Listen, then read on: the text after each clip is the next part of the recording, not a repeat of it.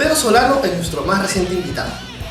Nos abrió las puertas de su casa y descubrimos una colección de discos impresionante. También, a través de sus historias y sus anécdotas, vimos reflejada su esperanza de que este formato del vinilo se mantenga vivo y siempre reciba a nuevos entusiastas que encuentran en el rock una forma de sentir y de ver la vida. Los dejo entonces con este tercer episodio.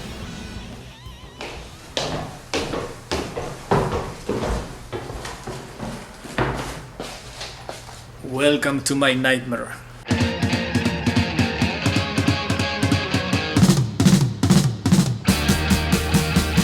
The telephone is ringing. ¿A qué te dedicas? ¿Qué edad tienes? 49 años. ¿A qué me dedico? Me dedico a vivir. No, me dedico al derecho ambiental, a temas de conservación de la naturaleza, y también soy músico, ¿no? Digamos, son mis dos ocupaciones principales. ¿Cuántos años en la música profesionalmente hablando? Profesionalmente, me imagino que eso implica desde que salió el primer disco de Cementerio, eso es en el 98, o sea, unos 14 años, 16 años. O sea, el vinilo era el formato que existía, el formato disponible cuando yo empecé a escuchar música, ¿no? Entonces, mi primer disco yo lo compro en el año 77, en el verano del 77, un single de los Beatles. Y claro, lo que pasa, yo ya venía, en esa época yo tenía 11 años, venía escuchando radio todo el tiempo, era la manera en que yo escuchaba la música que me gustaba. Y obviamente uno lo que quería siempre era repetir esa canción que escuchaba en la radio, y para eso te ibas y te comprabas un 45, un disco chiquito. Eso era, el primer año me creo que cuando tuve 11, 12 años todos eran 45 los que comprabas, ¿no? Te gustaba una canción y esa era la que ibas y comprabas, ¿no? Los muebles y estos de acá es la colección de los Beatles, ¿no? Entonces, la colección de los Beatles, como ves, la tengo arriba, los singles, están tapando las cajitas, pero es que acá arriba están los singles, ¿no? Todos estos, los que ves acá primero son los singles peruanos. Después los tengo por países, entonces vas a ver que, por ejemplo, acá todos estos son los long plays Beatles Perú, que sigue hasta acá, ¿no? Después está la colección inglesa, la colección americana, japonesa, etc. Si yo sé para qué quiere el mismo disco 20 veces, me gusta. Véanlo como una biblioteca si quieren. Entonces ahí colecciono las ediciones por cada país, y trato de coleccionar solamente las ediciones originales. O sea, los discos salidos durante los 60, esos son los que trato de tener. Tengo muchas reediciones también, pero no es la si haces un cálculo de tus discos de los Beatles, ¿cuántos tendrías más o menos? Ni idea, la verdad. Entonces, bueno, esta es la colección de los Beatles, ¿no? No sé si, a ver, por ejemplo, estos son los discos peruanos, como te digo, y en una época pues me dio por ser detallista, ¿no? Entonces, por ejemplo, estos son los Please Please Me peruanos, ¿no? ¿Por qué tiene tantos este loco que me venda uno? Todos son diferentes. O sea, a la hora que ven los sellos, cada sellito es diferente. Y lo que pasa es que acá en el Perú y EMSA, ¿no? No es que editaba una gran cantidad de discos, sino hacía pues un prensaje y después volvía a hacer otro, y volvía a hacer otro. Pero todos estos discos de sello Odeón Negro, que como te digo, todos son diferentes, todos son discos editados entre el 64 y el 66. En el 66 Odeón decide cambiar su sello por este. Entonces este de acá con este tipo de letras son discos del 66 también diferentes, ¿no? Entonces, y bueno, los que coleccionan Beatles saben que hay algunas cositas lindas en la colección peruana. Por ejemplo, cuando sale recién el Something New, ¿no? Como este Something New, la mayoría de los discos de los Beatles peruanos siguen a las ediciones inglesas. Este fue el único que siguió a la americana, y lo sacaron en Capitol originalmente, a pesar de que en el Perú no estaba autorizado a distribuirse a los Beatles por Capitol, el prensaje era con Odeón. Entonces corrigieron muy rápido y después ya sacaron este Something New con Odeón y pusieron un sellote de Odeón encima de donde antiguamente ahí está el Capitol copiado de la edición americana. El de la casa era una consolita Sony muy bonita, chico, pero era un amplificador con el tornamesa incluido. El tornamesa era un tornamesa Garrard, ¿no? Que estaba empotrado ahí en esa consolita Sony. Y obviamente era el tocadiscos de mi papá, ¿no? Así le decíamos, además era tocadiscos, no era tornamesa, era el tocadiscos de mi papá. Entonces cuando él no estaba era que yo iba y hacía un poco de sabotaje con mis 45, ¿no? ¿Pero a escondidas? O sea, ¿tu papá no sabía que los ponías o no había problemas? No, sí había problemas, claro, porque era el tocadiscos de mi papá, ¿no? Y ya como mis hermanos mayores, yo soy el sexto, el último de mis hermanos mayores a veces habían roto la aguja o lo que sea, mi papá había dicho que nadie agarre su tocadiscos, ¿no? Este es un disco simpático, Beatles First, porque acá es el que salió en el 64, en Polydor. Salió el long play en el 64 y salieron 2 singles, ¿no? Que también están por ahí. Este disco también, el día que lo conseguí, me dio mucha satisfacción porque por años era el único que me faltaba. Por años fue el único que me faltaba. Después, bueno, aquí están los blancos que vinieron con las fotos. El disco blanco peruano salió numerado, con fotos, todo es muy, muy bonito. Después, bueno, las cajas de Let It Be, esta es la caja peruana de Let It Be, que vino con el libro y todo, y EMSA.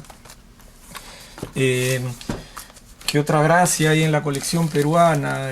Bueno, están estos que ya todo el mundo sabe, pues no, salieron en EMI, se reeditó, Gerardo Manuel reeditó los discos de los Beatles en el 86 aproximadamente, salió A Hard Day's Night en el vinilo transparente, ¿no? Que salieron muy pocos, ahora ya es un poco raro encontrar, a veces sale en eBay, sale el disco en este sello EMI. Ahora suenan fatal, ¿no? Parece que los copiaron de unos máster venezolanos, pero en fin, era la primera vez que salía en el Perú la Hard Day's Night con la carátula más o menos como la inglesa, porque la hicieron celestita, ¿no? El inglés es azul. Porque el original peruano es, como saben, que es además el disco más bonito que tenemos los peruanos para mostrar hacia afuera de los Beatles, ¿no? Es un disco que con esta... Sí. Muy buscado, sí. Incluso hay una reedición que han sacado en Alemania con vinilo de color. Y a ver, pero estos son los ingleses. De repente uno que es especial para mí es porque es la primera edición que salió el Please Please Me. Este era el sello Parlophone originalmente cuando sale el disco, pero lo reemplazan como a los 2 meses. A los 2 meses empieza el sello. No sé si tengo acá alguno que tenga con el disco atrás. No, tendría que sacarlo, pero es el que conoces, el negro con el amarillo, ¿no? Las letras amarillas. Sí, el de las letras amarillas. Entonces, este es un disco también simpático. En fin, hay un poquito de todo. ¿Tú sientes que este boom del que se habla, del vinilo, es más una moda pasajera? ¿Es una tendencia que va a ir creciendo en el tiempo? ¿O es algo que de aquí un par de años más todo volverá a foja cero y vamos a regresar nuevamente a lo digital? ¿Qué opinas de eso? No sé qué es lo que va a pasar, ¿no? Pero me encanta lo que está pasando, porque, ojo, no solamente el tema del formato, yo creo que lo lindo de esta nueva ola del vinilo es que la gente y sobre todo muchos chicos están redescubriendo el placer de tomarse el tiempo para escuchar música, ¿no? Porque la crueldad, yo creo, del tema digital, más allá de si te gusta cómo suena o cómo no suena, la crueldad es que se vuelve una música de fondo. Se vuelve una cosa que está detrás y que no importa que eso no después de otro, porque además le pones un aleatorio, la gente ya se acostumbra a no escuchar álbumes. Entonces lo lindo del vinilo es que tienes, o sea, un vinilo lo tienes que poner, le tienes que dar vuelta, lo tienes que limpiar, tienes una carátula con información a un tamaño razonable. Entonces yo creo que lo que están haciendo con los vinilos, los chicos o los que no disfrutaron del formato en la primera oportunidad, es redescubrir ese placer de tomarse el tiempo para escuchar música, prestarle atención, ¿no? Disfrutarla. ¿Sientes que el tema del coleccionismo ha invadido tu vida personal o familiar? Hay muchos miembros, muchos cofres que dicen, bueno, a veces he tenido que privarme de mi gratis o de estas cosas para poder comprarme discos, ¿no? Llegan a ese tema de obsesión. ¿Para ti es similar? Mira, o sea, a ver, si el coleccionismo ha invadido mi vida, definitivamente sí, ¿no? O sea, tú ves que ya invadió todo este cuarto, y yo he sido coleccionista, soy coleccionista sin parar desde hace casi 40 años, ¿no? O sea, desde el 77 que tuve ese primer disco, 38 años ya. siempre he comprado discos, siempre he buscado discos, ¿no? Siempre estoy informándome, leyendo, porque me gusta, yo creo, coleccionar cosas en general tiene que ver pues con una pasión por archivar, documentar, registrar, etcétera, ¿no? Entonces eso es algo que yo creo que todos los coleccionistas tenemos. Ahora, si ha afectado mis relaciones con las personas, yo creo que no, yo creo que es parte de mi identidad, o sea, así como yo soy músico, soy un ambientalista, soy un padre de familia, soy esposo, también soy un coleccionista, es parte de lo que me define, ¿no?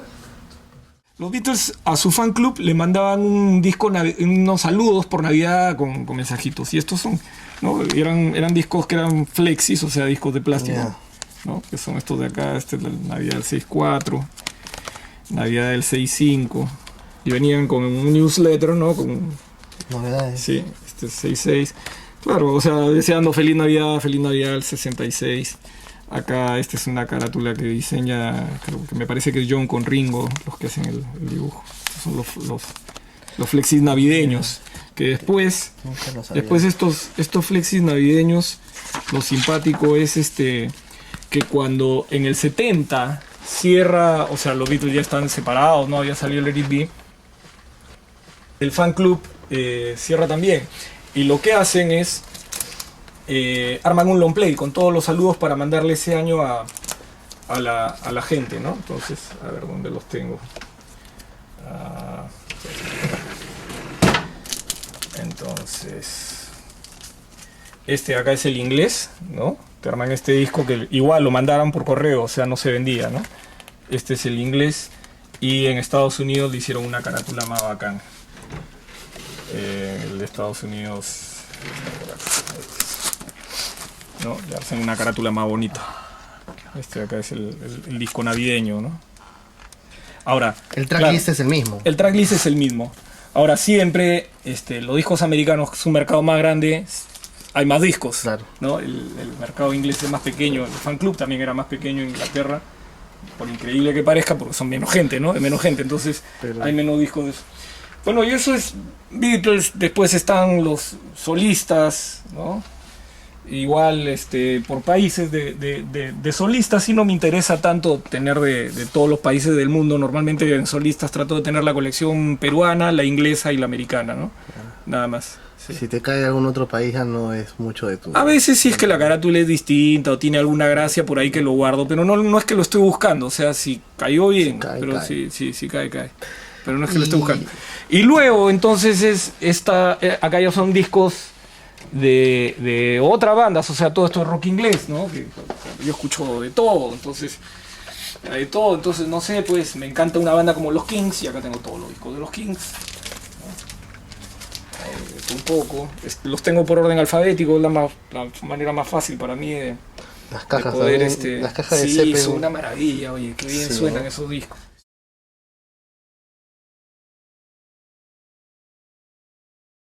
Mira, es curioso, yo creo que cuando tenía ese equipo, pues el Technics, sobre todo el tornamesas Technics con ese amplificador Pioneer, cada vez que yo escuchaba pues un disco americano, o a veces los japoneses que llegaban en esa época, me sonaban pero impresionantes, o sea, era lo mejor.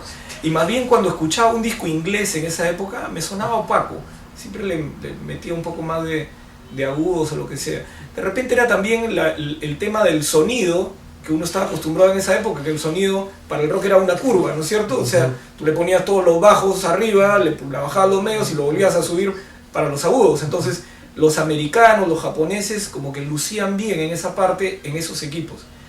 Pero con el equipo que tengo ahora, me gusta mucho más el sonido inglés, que creo que son mis ediciones favoritas, y las alemanas también me encantan, ¿no?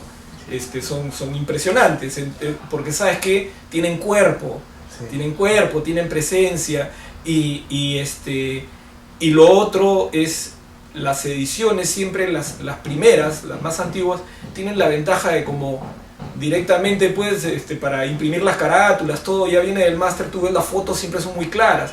Las reediciones va perdiendo mucha calidad. Terminan como fotocopia. Terminan como una fotocopia después. Entonces, si me preguntas qué estoy buscando ahora, mucho más me llena tener un disco inglés, un disco alemán, un disco europeo. En general los holandeses también son muy buenos, y las ediciones más antiguas que pueda conseguir, ¿no? Las bandas que digamos más colecciono, por decirlo de algún modo, son las bandas de los 60, de los 70, las clásicas también. Muchas cosas de ahora, pero hay un poquito de todo, ¿no? Entonces, a ver, mira, por ejemplo, acá empieza en verdad, eso era la vuelta de esto.